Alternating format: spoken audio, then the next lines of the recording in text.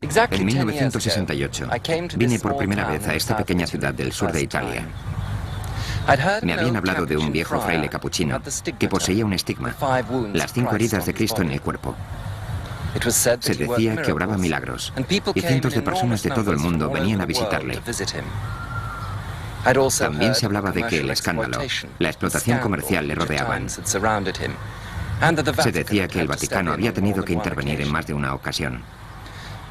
Durante el verano de 1968 recogimos testimonios que hablan de sus acciones y le grabamos aquí en San Giovanni Rotondo.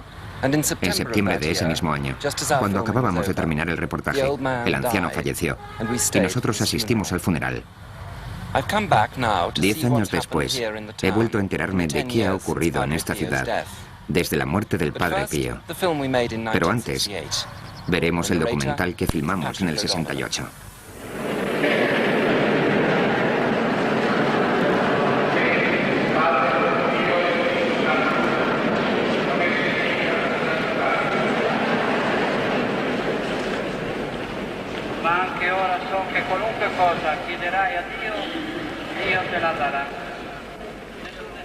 Estamos viendo el cuerpo de un sacerdote llamado Padre Pío, que falleció el 23 de septiembre de 1968. Un hombre muy humilde y reservado, que era el centro de las vidas de decenas de miles de personas sencillas y corrientes que creían que era un santo.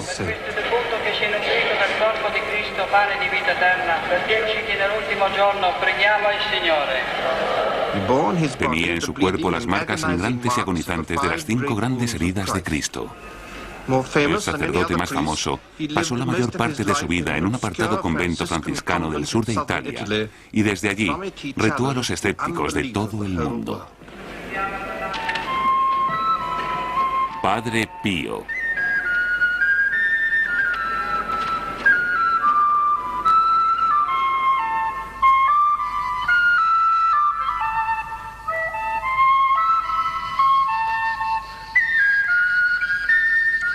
El Padre Pío nació en Italia, en la ciudad de Pietrelcina. Su vida parecía condenada al duro trabajo y a la muerte anónima del campesino. Sin embargo, yace bajo el mármol iluminado por cientos de velas.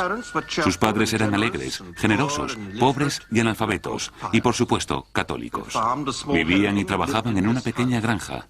Su padre tuvo que marcharse a trabajar a Estados Unidos en 2 ocasiones para poder pagar la educación de sus hijos. Él fue desde pequeño muy devoto. Quería ser sacerdote y eligió la Orden de San Francisco porque su regla contempla la pobreza y la humildad, pero no la clausura. A los 15 años se fue al seminario. Allí estuvo 8 años estudiando, orando y meditando. Enfermaba y tenía fiebre muchas veces. Ayunaba días enteros, en los que solo tomaba la oblea de la Eucaristía. A los 23 años fue ordenado sacerdote, aunque debido a su mala salud, ya que se creía que iba a morir pronto, le enviaron a su casa unos cuantos años. Cada vez se oían más historias sobre él, lo que no gustaba nada a sus superiores.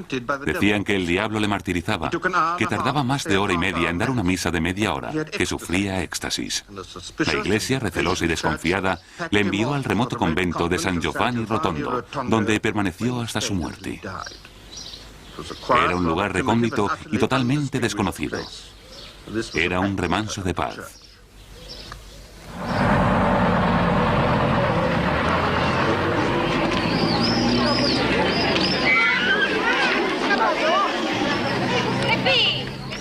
Pero él lo transformó en un centro internacional de turismo religioso.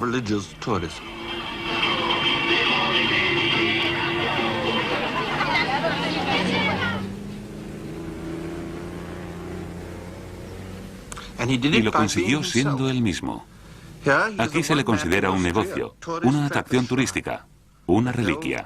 Hoteles, bares, tiendas de recuerdos le han forjado esta reputación. Esta vulgar y ofensiva comercialización suele ser habitual en los lugares donde suceden estos milagros santos.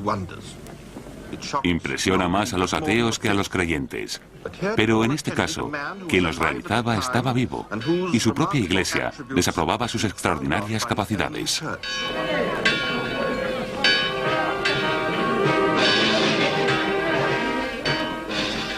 Pero la postura prudente de la teología no significa nada en esta parte de Italia, cuyos habitantes son como su religión, sumisos y violentos a la vez. Aceptan sin planteárselo la existencia de Dios y de los milagros. Parecen contentos de poder dejar que la Santa Virgen y los santos alivien sus penas. Aunque, claro, se marchan de estas tierras yermas y buscan trabajo en el norte, donde olvidan y reniegan de lo que han aprendido en su tierra.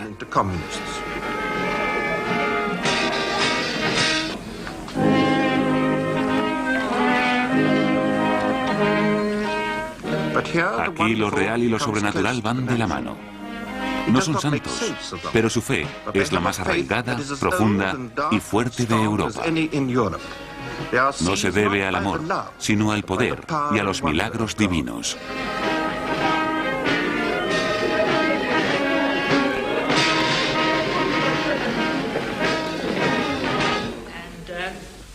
We're all here together, looking for Christ. We find him very much alive.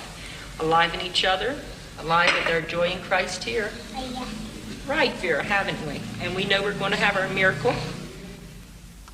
Los milagros no son nada nuevo en San Giovanni Rotondo. Son muchos los que pedían al Padre Pío que los hiciera. Recibía las mismas peticiones desde todas partes. Se dice que podía leer el alma de los hombres, que curaba a los enfermos, que era capaz de bilocarse, es decir, de estar en más de un sitio a la vez, que a veces podía enviar a los que sufrían un aroma mágico que les calmaba el dolor. Uno de los milagros que se le atribuyen es el de Coma di Giorgi, la niña invidente. Nació ciega, sin pupilas. Afirma que el Padre Pío le dio la vista, aunque sigue sin tener pupilas. Los médicos han estudiado el caso y no han encontrado ninguna explicación convincente. Ahora vive en un convento y la regla no le permite hablar con nosotros. Otro caso documentado es el de Giuseppe Canaponi, un ferroviario italiano. Tras la guerra sufrió un accidente de coche y se fracturó el fémur. Cuando el fémur se recuperó, descubrieron que la rodilla estaba bloqueada, lo que le producía dolores insoportables.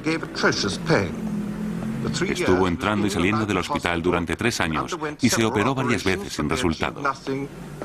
Los médicos se rindieron. En 1948, ante la insistencia de su esposa, Canaponi aceptó a regañadientes visitar al Padre Pío.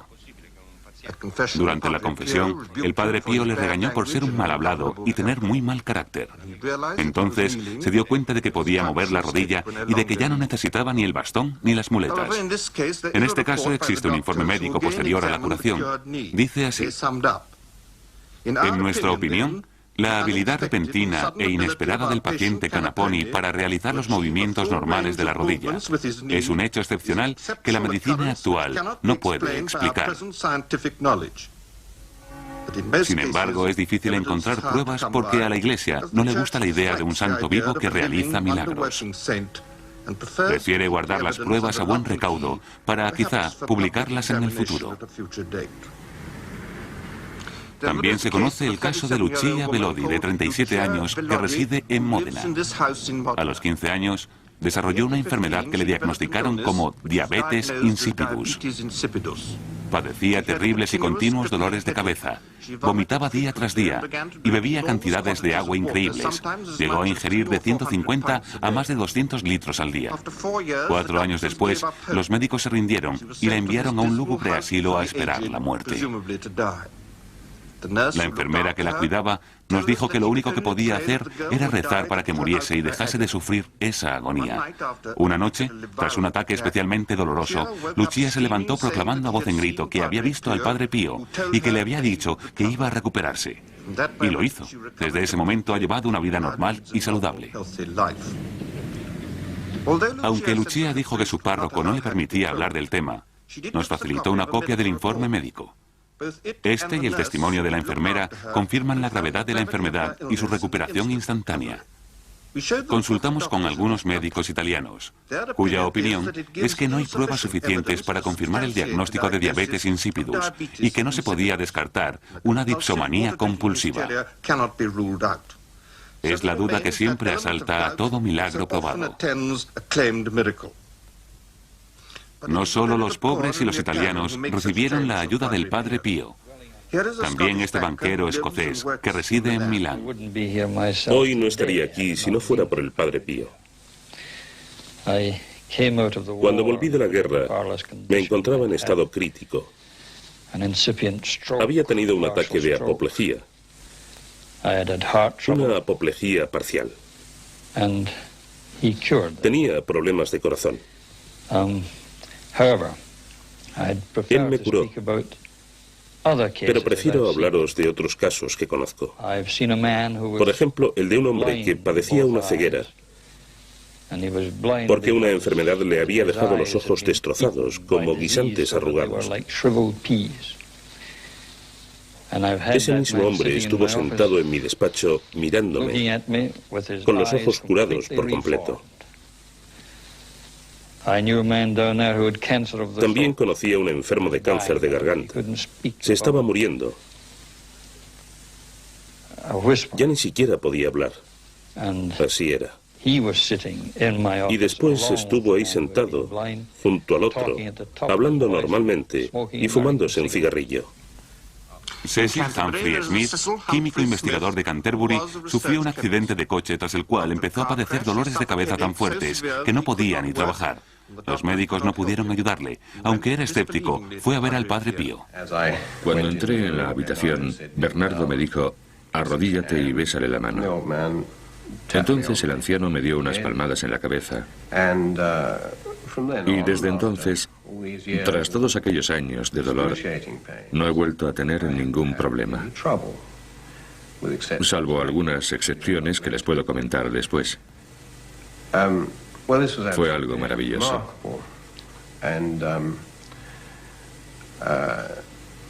No iba buscando un milagro ni nada sobrenatural. Antes y después seguía un tratamiento médico. Siendo investigador y bastante escéptico respecto a lo que me habían contado de él, me pareció increíble. No podía creer que fuese cierto. A menos que hayas experimentado cómo un dolor de tal intensidad desaparece sin más, no creo que puedas entender lo que sucedió. A la Iglesia no le gusta mucho hablar de milagros mientras la persona que lo realiza está viva. Prefiere a los santos muertos y hablar de sus milagros cuando ya están a salvo en el paraíso.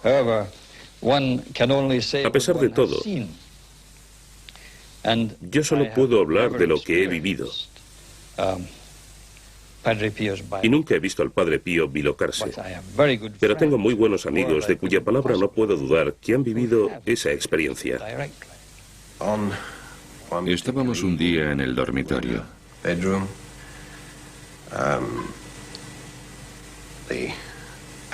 Había tensión en el ambiente.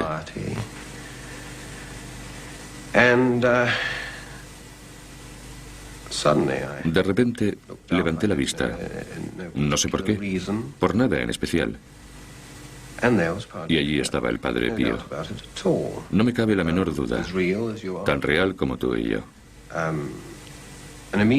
Inmediatamente experimenté un indescriptible sentimiento de calma. De paz. De seguridad. Es inexplicable. Mi esposa sentía una felicidad inmensa.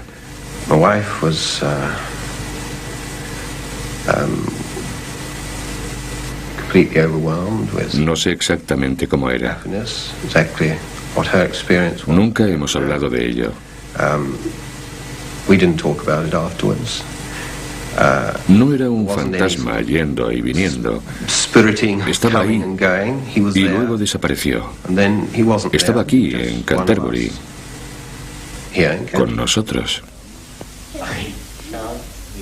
Los que han tenido estas vivencias no tienen ninguna duda con respecto al Padre Pío, pero lo cierto es que nadie está obligado a creerlo. Algunos piensan que hay pruebas de intervención divina. Para otros, más escépticos, son fenómenos naturales mal interpretados. Los milagros, además de ser un enigma, están rodeados de detalles aparentemente ilógicos. Por ejemplo, ¿por qué escogió a Lázaro?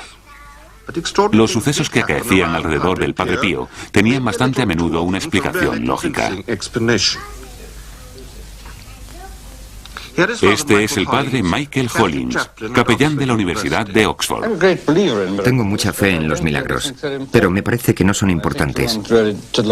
Pienso que debes fijarte en lo que hizo Cristo y verás que, en general, todo lo hacía con un propósito: restaurar la fe o probar quién era. Quizá deberíamos tener la misma actitud hacia el Padre Pío. Yo creo en lo que hizo. Puede parecer que soy condescendiente. Creo que obró milagros, no me cabe duda. Pero para mí no hizo ninguno y mi experiencia me dice que estos hechos tienden a distorsionarse. Un día estaba oficiando misa y justo antes de la comunión, la hostia se cayó al cáliz. La vi en el cáliz. Y cuando después eché agua para la ablución, seguía allí. Entonces, en cuanto salí de la iglesia con mi compañero, la gente empezó a decir: milagro, milagro. Preguntamos: ¿qué pasa? La hostia estaba ahí y ha desaparecido. No estaba porque ha caído al cáliz. Ha desaparecido, ha desaparecido. Hablaban de un milagro que no era tal. Siempre corremos el riesgo de que pase este tipo de cosas. Pero por lo que oí allí, y por lo que me dijeron algunos miembros de la comunidad y varios médicos, pienso que algunos de los milagros que se atribuyen al Padre Pío podrían verificarse de cara a su posible canonización. Sea cual sea la verdad, innumerables fieles creen que el Padre Pío tiene poderes sobrenaturales. Su celda estaba rodeada, sitiada por miles de personas que buscaban su ayuda. El convento era como una fortaleza, defendida por los frailes, pero ellos esperaban todo el día las oraciones y bendiciones del Padre Pío. Solicitaban que les oyera en confesión o que les dijera una misa. Semejante espectáculo no siempre resultaba edificante. Pero en el ojo del huracán había un hombre sencillo. Como diversión, a veces se sentaba en un saloncito y rezaba. Aquí le vemos. Tuvimos que grabarle a hurtadillas. Era un hombre tranquilo al que no le gustaban las reacciones desproporcionadas y que odiaba la publicidad. En rara ocasión salía de los confines del convento. No se creía superior a los demás. A causa no de su forma de ser, sino de sus actividades, no tenía contenta a la Iglesia, que a veces puede ser tan fría e impersonal como la administración pública. En los años 20 y de nuevo en los 30, le prohibieron predicar, confesar y dar misa en público. En 1960, el Vaticano abrió una investigación, puesto que reprobaba la religiosidad emocional y la comercialización que le rodeaban. No se quejó, lo aceptó y obedeció.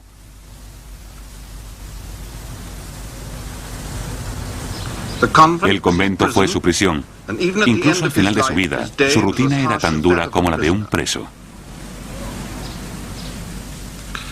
Se levantaba a las 2:30. A las 4 acudía a la sacristía para decir misa a las 5. Cuando era joven pasaba hasta 12 horas confesando, pero en los últimos tiempos lo hacía durante 2 horas y media. Tomaba una comida frugal con sus hermanos y descansaba. Asistía al servicio vespertino, comía un tentempié y a las 6:30 se acostaba. A causa del dolor, apenas dormía, pero no quería tomar pastillas para descansar mejor. Cuando tenía tiempo libre, lo dedicaba a rezar. Tenía que responder a las cartas y recibir a los que le visitaban. Todas estas actividades lentas y monótonas eran la muestra de la tarea autoimpuesta de buscar a Dios. Tuvimos la suerte de conocer su lado más humano. Nos permitieron entrar al convento y pasar un rato con él cuando no estaba, digamos, de servicio. Quizá podáis imaginar aquel jardín en Italia, lleno de cipreses, en una tarde cálida y soleada, con un par de sus hermanos cerca, 1 o 2 de sus viejos amigos, los que habían estado a su lado, supongo, la mayor parte de su vida en el monasterio, y también permitieron que 2 de nosotros estuviéramos con él. Solía sentarse allí y la gente entraba. Pasaba al jardín y le besaba la mano. Él les hablaba, les hacía preguntas y charlaba con ellos. Pienso que así tuvo que ser Cristo con sus discípulos, en cierto modo. A veces era muy severo. Con ciertas cosas se ponía muy serio, pero otras veces se reía y bromeaba. La gente no sentía que tenía que humillarse ante él. Por el contrario, le hacían preguntas, le contradecían y, no obstante, desprendía una paz y una alegría enormes. Todas las mañanas daba misa en su iglesia. Lo hacía con una lentitud pasmosa y tenía que sentarse, pero a nadie le importaba. Celebraba la misa delante de una gran multitud, como si estuviese completamente solo. Era algo rutinario, pero le ponía una emoción y una intensidad tales que nadie que le haya visto podrá olvidarlo.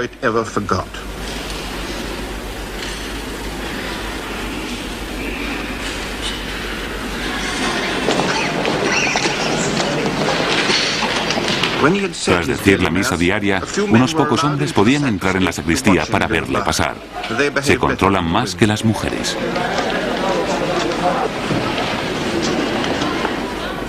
¿Y qué veían? A un hombre distinto a ellos porque lleva en su cuerpo las heridas de la tortura de Cristo. Las 5 heridas que simbolizan la crucifixión para los creyentes, 2 en las manos, 2 en los pies y 1 en el costado. Él las tenía y solía sangrar hasta una taza al día. Pero era una imposición y una agonía de las que nunca alardeaba. Lo que vieron fue un campesino alegre y a veces impaciente, un inválido de voz potente, ojos brillantes y un bello y anciano rostro.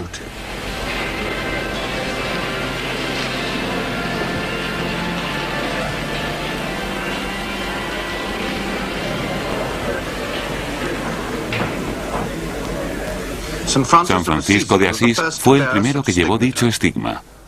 El Padre Pío era el segundo que lo tenía. Sin embargo, se acepta que más de 100 mujeres lo han tenido o lo han adoptado. La Iglesia Católica se siente un tanto incómoda con estas heridas.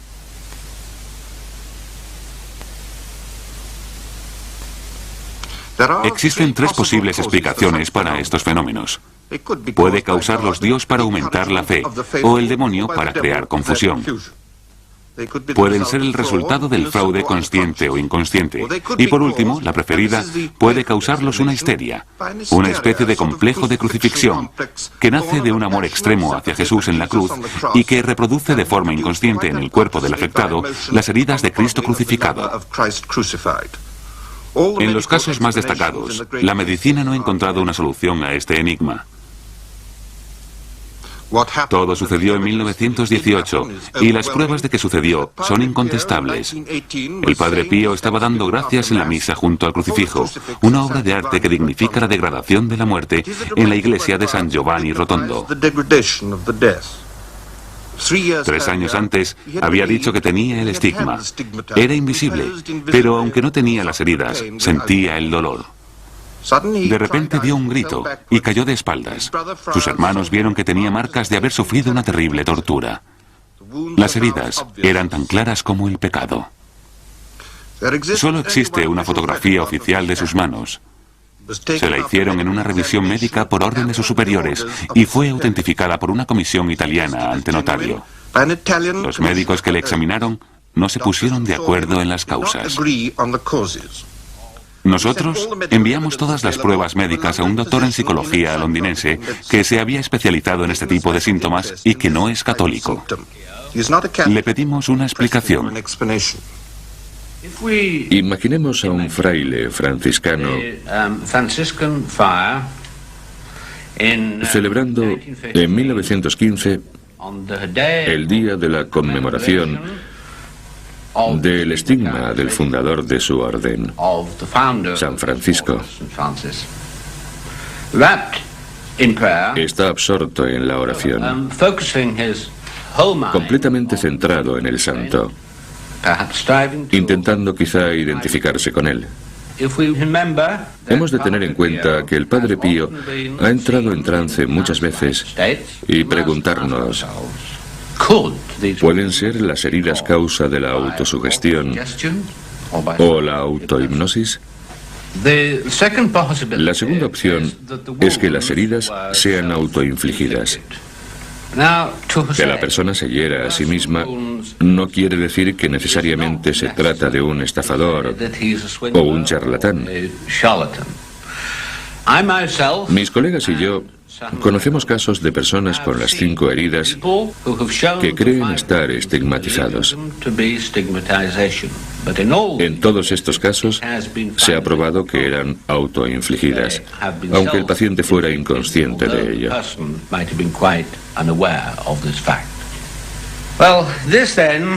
Puede que este sea un caso para el abogado del diablo. Tanto la autosugestión como la automutilación. Pero, ¿y en este caso? He estudiado las pruebas junto a algunos de mis colegas más eminentes en la materia.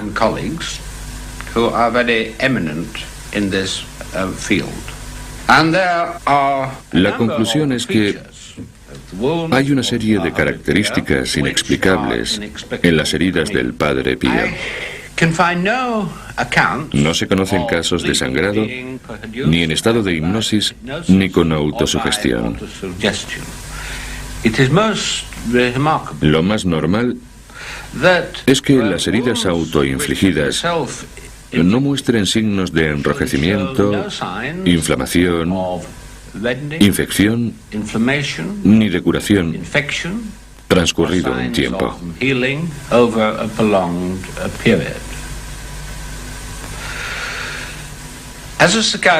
Como psiquiatra, debo admitir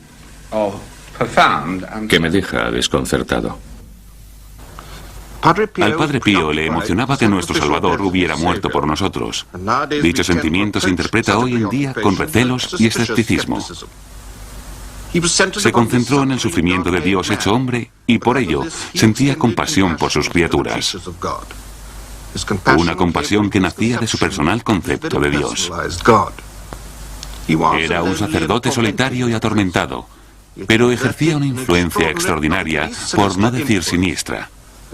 A pesar de toda la parafernalia que le rodeaba, era tan juicioso como el vicario de un barrio pobre. No luchaba con la sociología, sino con la confesión. Para dispensar la misericordia divina, los monjes inventaron un sistema que parece la venta de entradas para una final de copa. Confesarme, compadre. Benissimo. Piuttosto desidererei sapere, vero, più o meno quanti giorni ci vogliono. Occhio e croce ci vorranno 5. Los llegados de todo el mundo esperan durante días el privilegio de recibir uno de los 7 sacramentos de la Iglesia Católica Romana. Contar sus pecados al Padre Pío. El fiel, bajo secreto inviolable, tiene que contar un sacerdote hasta sus actos más desagradables. Vero, c'è molta gente, vero, c'è molta affluenza, vero, va bene, va bene. Entre los penitentes que hacían cola para ver al Padre Pío, había sacerdotes, intelectuales, artistas junto a campesinos. A veces los más sofisticados eran los que más temían el encuentro y se quedaban en la puerta. El Padre Pío comprendía el corazón humano de forma casi clarividente, lo que podía ser un alivio, pero también un obstáculo. En San Giovanni conocimos a un italiano adinerado al que un amigo había convencido para ir. Estaba muy insatisfecho consigo mismo, así que esperó asustado 6 días antes de confesarse al Padre Pío. Al día siguiente, nos habló de lo sucedido.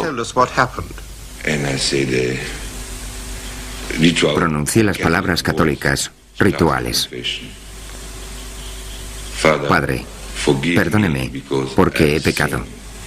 Y él hizo lo propio. ¿Hace cuánto tiempo que no te confiesas?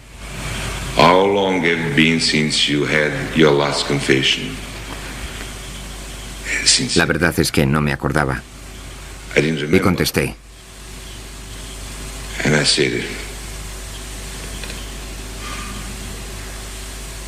10 o 15 años.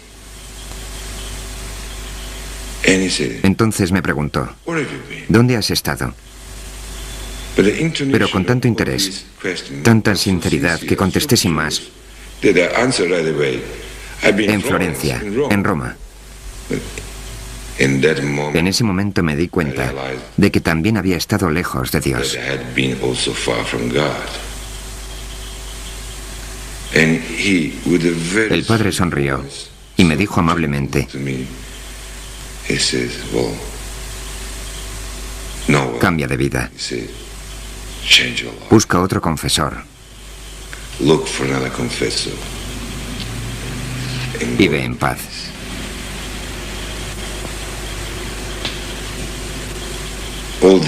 Todo esto pasó en unos 8 o 10 segundos.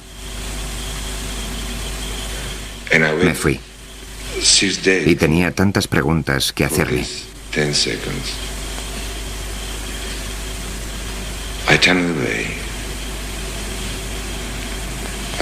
El padre Pío, con un par de palabras,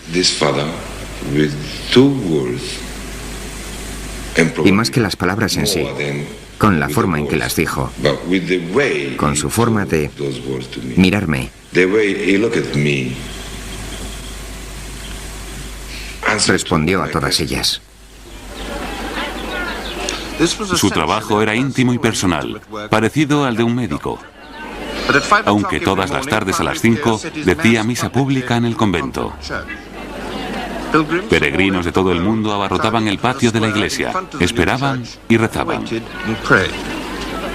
Esa misa era el plato fuerte del día y el momento más importante del Padre Pío. En el ambiente se sentía la emoción, la curiosidad, el orgullo del pueblo, mucha fe y por supuesto una gran satisfacción por tener el privilegio de estar allí. Dejaban a un lado el temor y el respeto, y si la iglesia hubiera intentado pararles, la habrían ignorado.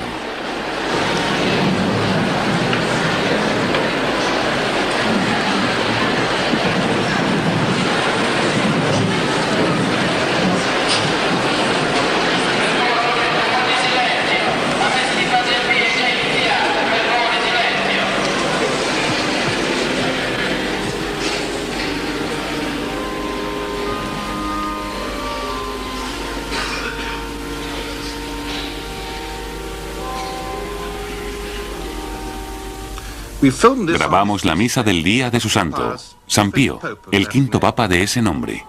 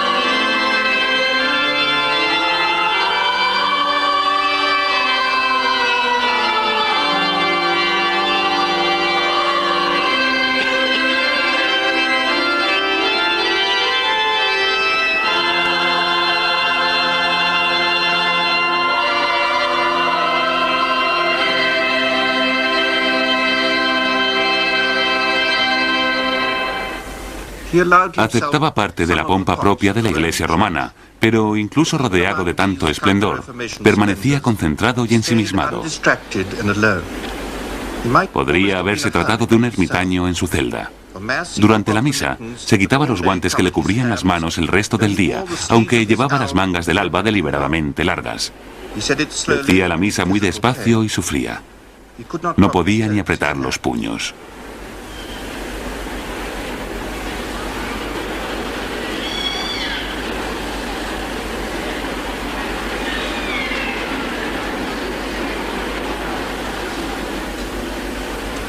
Los jóvenes y vigorosos coadjutores que se jugaban un buen desayuno le ayudaban como si de ello dependiese su salvación.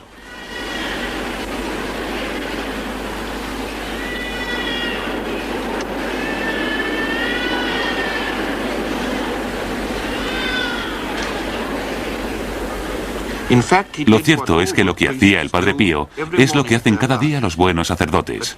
Sin embargo, los fieles lo veían no solo como una misa, sino como un milagro. Aunque, claro está, para los católicos, la Eucaristía es un milagro cada vez que se celebra.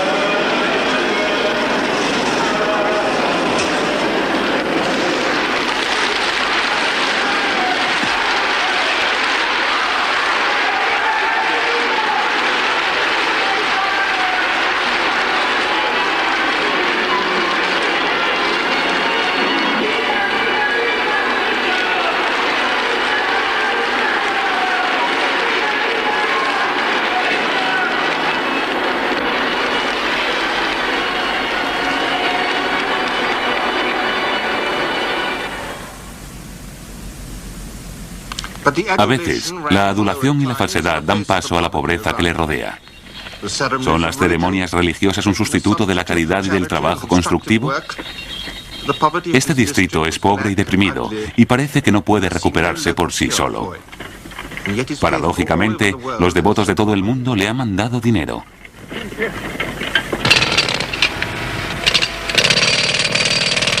Dinero que el padre no sabía en qué gastar.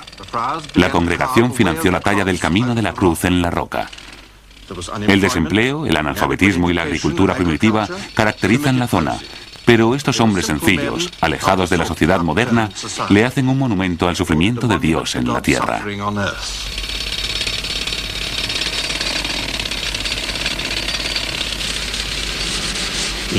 Anticipándose a su muerte, construyeron también una sala conmemorativa y una cripta para sus restos.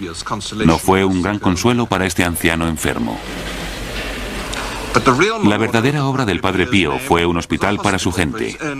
Grande y moderno, es el único proyecto que ideó personalmente. Las Naciones Unidas donaron unos 84.000 euros.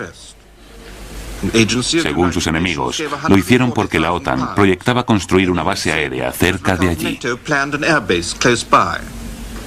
El mayor neoyorquino, La Guardia, recaudó alrededor de 400.000 euros. Es el mejor hospital del sur de Italia, y en él los ricos no tienen privilegios, ya que para los más pobres es gratuito.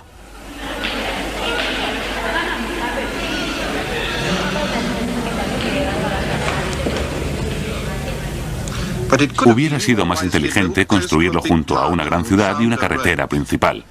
Las cuentas no salen. Los contratistas dispusieron a su antojo. Todo se descontroló y el Vaticano tuvo que intervenir para poner orden. Nadie insinuó que el Padre Pío se hubiera aprovechado, pero sus enemigos políticos le calificaban como el monje más rico del mundo. Benedetta fra le donne e benedetto il frutto del seno tuo, Gesù. Santa Maria, Madre di Dio, prega per noi peccatori, adesso e nell'ora nostra muerte. No obstante, a las mujeres que cada tarde esperaban al pie de su celda, nada de esto les importaba. Les preocupaba que él podía ser la prueba viviente de que Dios existe e interviene en el mundo. Ansiaban una prueba, un milagro. pero también lo temían. Los devotos se agarraban a eso para aumentar su fe. Nada les reconfortaría más que tener el apoyo de la completa certeza de la evidencia física. Este anhelo esconde cierta amargura, sobre todo para aquellos que a nuestros ojos no tienen mucho más con qué llenar sus vidas. La verdadera religión no es así. Esto es más bien una consecuencia. Aunque los más modernos también pueden compartir esta fe y a veces aceptan pruebas que para otros son increíbles. Y todo este jaleo por un anciano fraile enfermo que ha vivido lo mejor que ha sabido.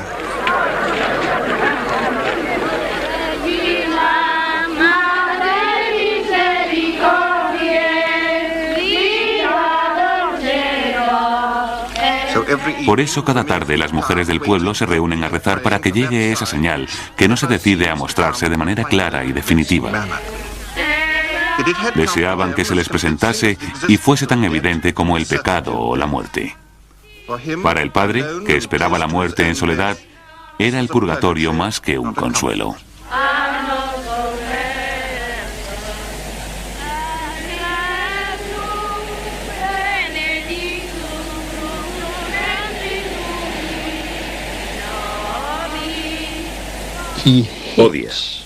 Odia que le elogien. Una de sus mayores virtudes es la humildad. Puede que ser humilde sea lo más fácil para el Padre Pío, porque comprende tantas cosas que los demás no podemos. Y es consciente de que tiene un don, pero no se cree merecedor. Recuerdo un día, tras la muerte del doctor Sanguinetti, el que construyó el hospital, en que el Padre Pío estaba destrozado, muy mal. Yo le dije, creo que nuestro amigo el doctor Sanguinetti ha ganado un premio. Estuvo de acuerdo.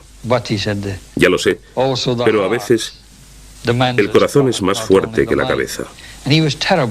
Estaba destrozado. Intenté sacarle a flote, metiéndome con su humildad a propósito, hablándole de los libros que se habían publicado y de lo que decía la gente. Le afectó mucho. Se puso a llorar. Dijo, estáis todos tan equivocados. No soy idiota. Tengo miedo a la muerte. Sé que Dios me ha otorgado un don, pero hasta el mayor sinvergüenza del mundo lo habría usado mejor que yo.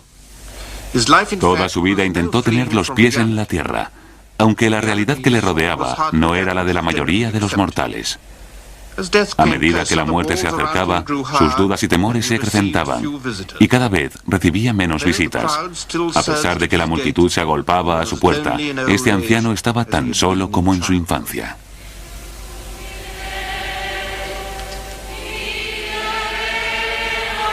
No tiene nada que ver con el egoísmo ni el egocentrismo. Solo un creyente puede encontrarle sentido, aunque un escéptico pueda llegar a admitir la autenticidad de una experiencia mística. Para el Padre Pío, Dios era tan real como las heridas que tenía en las manos, los pies y el costado. Hay quien solo puede contemplarlo de lejos y preguntarse cómo será.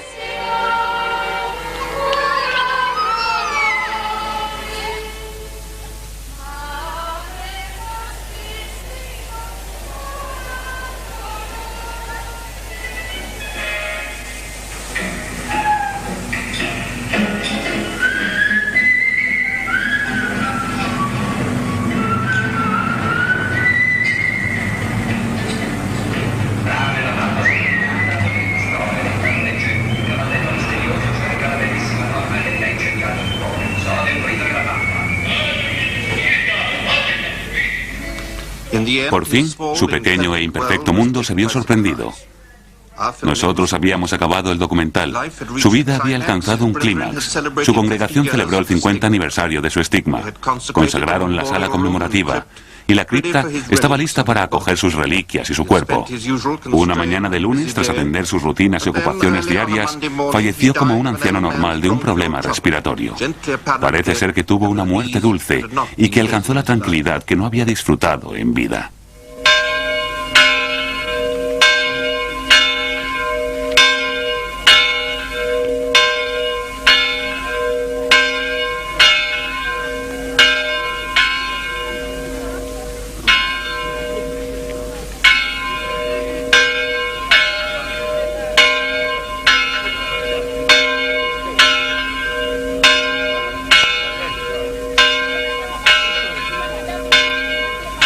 Yace en la iglesia construida con las limosnas que le enviaban.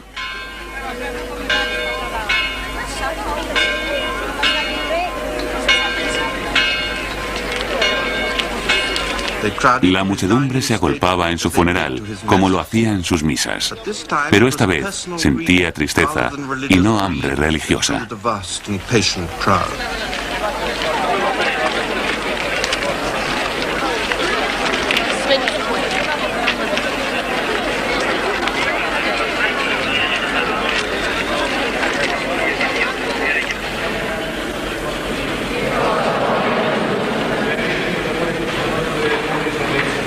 Rendere grazie sempre di tutti a te, Signore Padre Santo, Dio potente ed eterno per Cristo nostro Signore.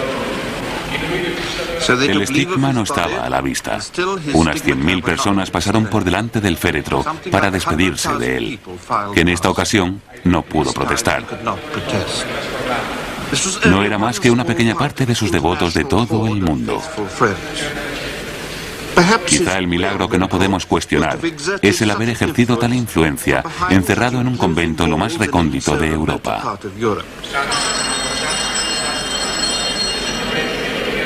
Ha influenciado a campesinos cuya naturaleza les impulsa a creer, a catedráticos, eclesiásticos, periodistas, artistas, políticos y empresarios por igual. Todos le lloraban con la misma devoción. Dejó este mundo rodeado de amor.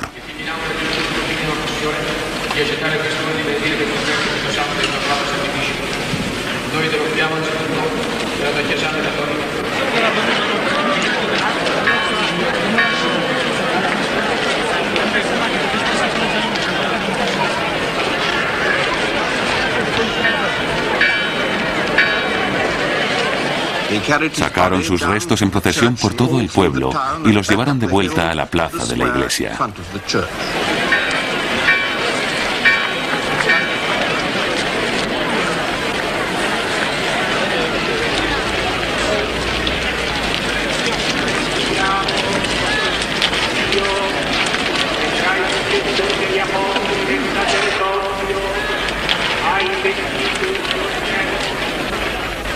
De alguna forma, significó un triunfo no sobre la muerte, pero sí sobre la frialdad y la vulgaridad que se le atribuyen.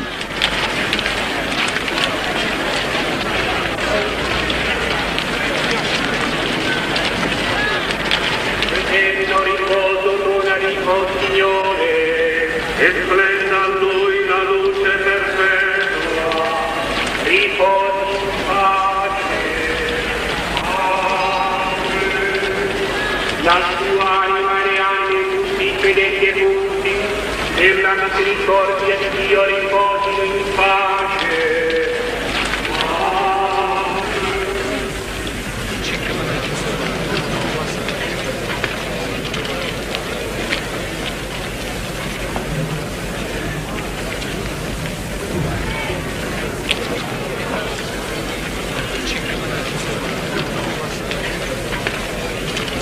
A los católicos les resta saber si será declarado santo. Al menos económicamente es de suma importancia para San Giovanni Rotondo.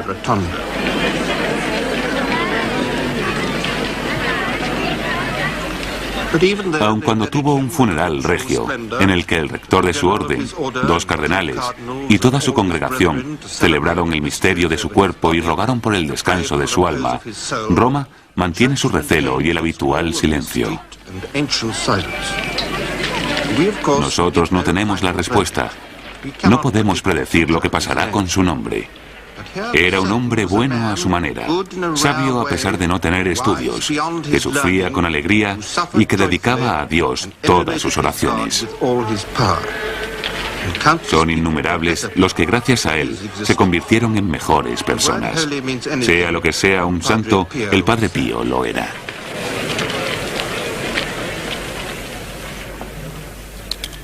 Padre Pío, continuación.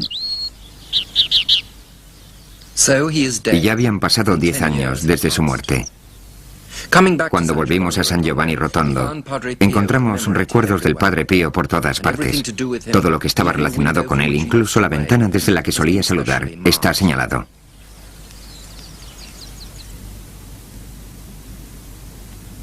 Su celda se ha preservado exactamente como él la dejó. Todos y cada uno de sus enseres envueltos en plástico y sellados para mantenerlos inalterados e incorruptos.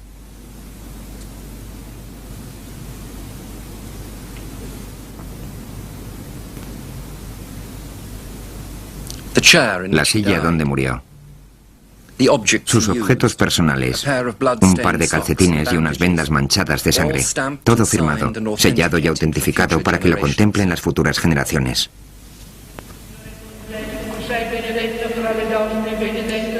Sus restos yacen en la cripta que comenzó a construirse cuando aún estaba vivo, en una tumba digna de un santo. Para los habitantes del pueblo, ya lo es.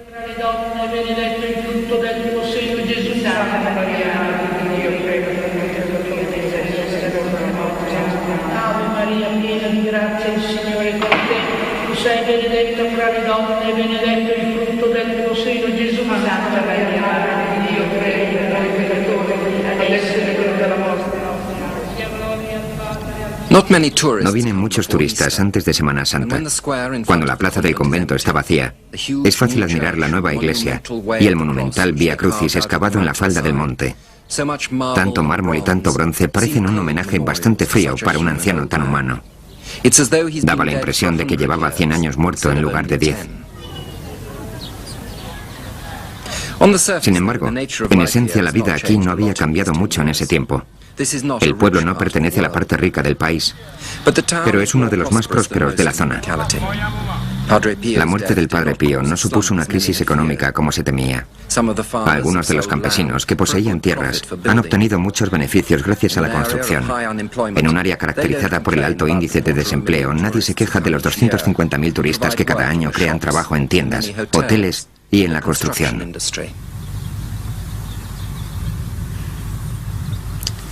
Y se sigue edificando. Los frailes reciben donativos de todas las partes del mundo y lo gastan a su antojo. No solo en monumentos. Se han destinado unos 700.000 euros a la realización de un gran centro, con la última equipación, para cerca de 360 niños espásticos. También se creará una facultad de fisioterapia. El centro no tiene parangón en el sur de Italia. En San Giovanni Rotondo, sacerdotes y ciudadanos mantienen, explotan y promocionan la fama del Padre Pío, porque más que nunca tienen la seguridad de que era un santo. En estas oficinas anexas al convento, los frailes trabajan para que Roma le declare santo. Parece que fueran a presentarse a las elecciones. En este lugar organizan la correspondencia en lengua inglesa. Responden a los cientos de cartas que reciben de todo el mundo, en las que los fieles piden una oración, envían donativos para la causa o cuentan que temen haber perdido la fe, porque hace mucho que pidieron la ayuda del Padre Pío. Los frailes publican y distribuyen extractos de los escritos del Padre, dan conferencias sobre su vida en el extranjero y editan una revista en 4 idiomas. El padre Alessio fue una de las personas que le atendieron en sus últimos meses. Hacéis numerosos viajes al extranjero, gastáis mucho dinero promocionando la causa. Sí. De la beatificación del Padre Pío. ¿Por qué es tan importante que le beatifiquen y le canonicen? Bueno, Dios envió al Padre Pío, es su elegido.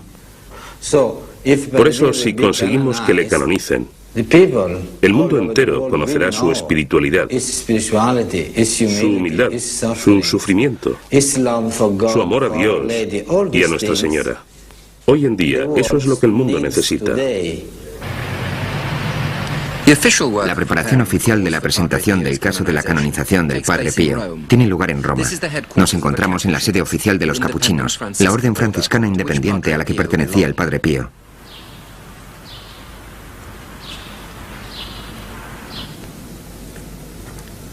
El caso ha de prepararse meticulosamente antes de ser presentado al Vaticano. La Iglesia es el juez, no el abogado. La petición debe surgir de aquellos que desean la canonización del difunto. El caso del Padre Pío lo lleva el Padre Bernardino, postulador general de la Orden Capuchina, quien defiende todas las causas de la Orden. Sus archivos contienen cerca de 70. Su trabajo consiste en reunir todos los detalles de la vida del sujeto, desde su infancia, sus acciones, su obra, sus escritos, el testimonio de los que le conocieron e incluso informes que puedan dañar su reputación. Además, es obligación de todo aquel que sepa algo negativo de él decirlo. El informe debe establecer si vivió el evangelio en el que denominan grado heroico. Realiza una especie de disección espiritual del difunto.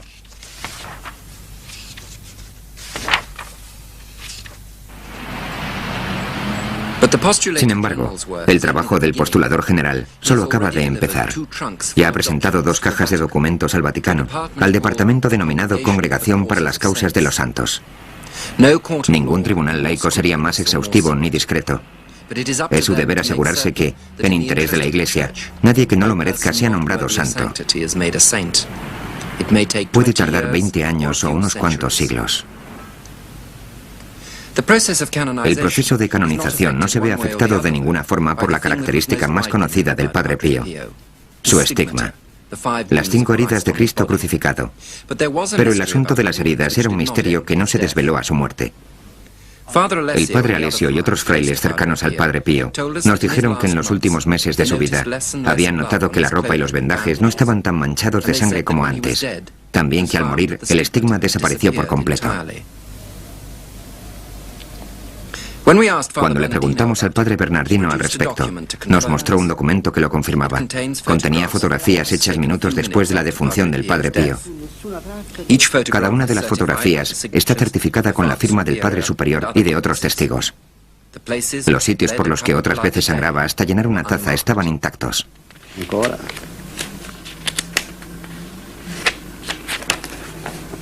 Questa delle mani, proprio non si vede nulla. Nuestra primera reacción al ver las fotografías debió ser preguntarnos si en realidad las heridas eran auténticas e incluso sugerir que no habían existido las heridas de las que hablamos hace 10 años. Pero eso significaría creer en un fraude gigante y perfectamente ideado por todos los frailes, algunos de los cuales vivieron 50 años junto al Padre Pío, por los médicos, católicos y no católicos que le examinaron, por sus amigos y visitantes, por la testaruda y desconfiada jerarquía eclesiástica, y, por supuesto, por el propio Padre Pío. Y aún así, hubieran hecho esas fotos y nos las hubieran enseñado con tal despreocupación si todo hubiera sido un engaño.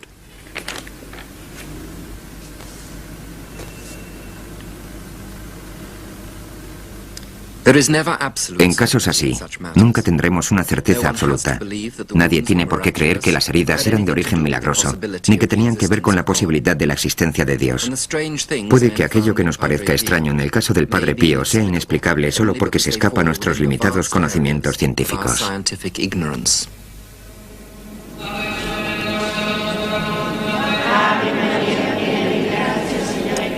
Esperábamos que a nuestra vuelta San Giovanni Rotondo hubiera cambiado, pero apenas lo había hecho.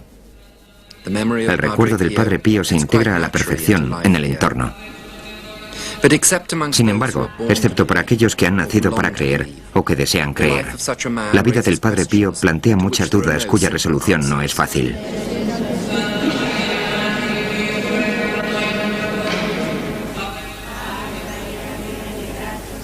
Lo cierto es que el Padre Pío sigue siendo tan misterioso tras su muerte como lo fue en vida. Hacía que los fieles dudasen y cuestionasen las cosas por sí mismos. Ahora que no está entre nosotros, parece que sigue haciendo lo mismo.